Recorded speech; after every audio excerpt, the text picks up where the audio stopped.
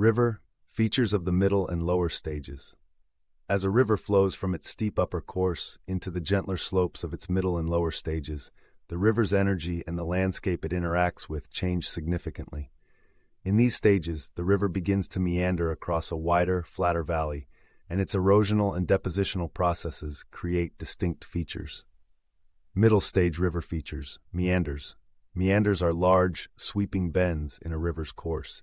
In the middle stage, the river flows with less gradient, which causes it to start winding back and forth across the floodplain.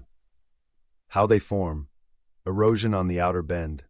On the outside of a meander, the river flows faster and has more energy, leading to greater erosion of the riverbank. This is known as lateral erosion, and it causes the meander to become more pronounced. On the inside of the meander, the river flows slower and has less energy, so it deposits sediment, creating a gentle slope of deposited material known as a slip-off slope.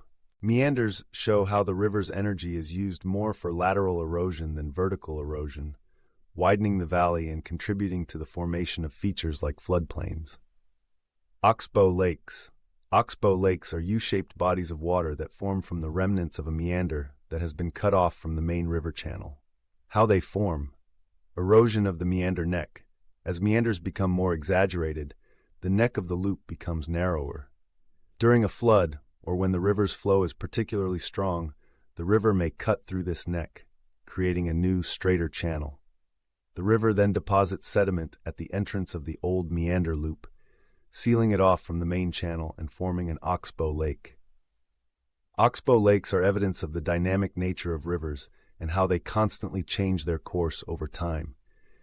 As the river enters its lower stage, its gradient flattens even more, and it begins to flow slowly across a wide floodplain.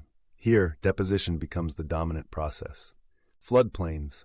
A floodplain is a wide, flat area of land on either side of the river that is prone to flooding.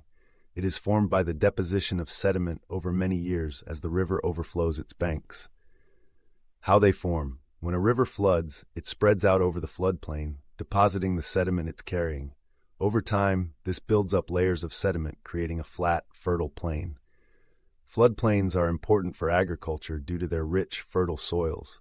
However, they also pose a risk to human settlements due to the potential for flooding. Estuaries. An estuary is the wide, tidal mouth of a river where it meets the sea. Here, fresh water from the river mixes with salt water from the ocean. How they form. Estuaries form in areas where the river's flow slows down as it enters the sea, leading to the deposition of fine sediments. The mixing of fresh water and salt water creates a unique environment with varying salinity levels. Estuaries are rich in nutrients and support diverse ecosystems, including important fish nurseries. They also act as natural filters, trapping pollutants and sediments before they reach the open ocean. Deltas. A delta is a landform at the mouth of a river, formed from the deposition of sediment carried by the river as it enters a slower-moving body of water, such as a sea or lake. How they form. As the river slows down upon reaching the sea, it loses its ability to carry sediment, which is then deposited, building up over time to form a delta. Deltas often have a network of distributaries, smaller channels that spread out and carry water across the delta. Deltas are fertile and often support large populations due to the rich soils and abundant water. However, they are also vulnerable to flooding and sea level rise.